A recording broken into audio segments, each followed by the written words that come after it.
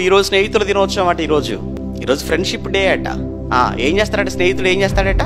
స్నేహితుడు వానికి దయ చూపతగును అన్నాడు. అంటే స్నేహితుడు అనేవాడు ఏం చేయాలి? దేవుని యందు భయభక్తులు మానుకొనుచున్నాడు అని తెలిస్తే అతని పట్ల దయ చూపించి అతన్ని దేవుని యొద్దకు నడిపించేవాడుగా ఉండాలి. వాడే ఫ్రెండ్ అంటే. అంతేగాని విషయం చెప్పిన వాడు ఫ్రెండు, ఫ్లవర్ ఇచ్చిన వాడు ఫ్రెండు, లేదంటే ఏదో పార్టీకి తీసుకెళ్లిన వాడు ఫ్రెండు, ట్రీట్ ఇచ్చిన వాడు ఫ్రెండ్ అని లోకం అనుకుంటుంది. వాడు కాదు.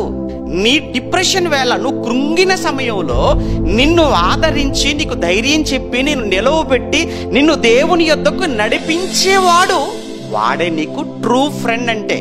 అంతేకాని వాట్సాప్ లో స్టేటస్ గా పెట్టుకున్నంత మాత్రాన, లేదంటే నీకు ఏదో ఒక కొటేషన్ పెట్టినంత మాత్రాన, లేదా ఫ్రెండ్షిప్ బ్యాండ్ పంపితేనో స్నేహితుడు అని లోకం అది. కానీ వాడు కాదు స్నేహితుడు అంటే.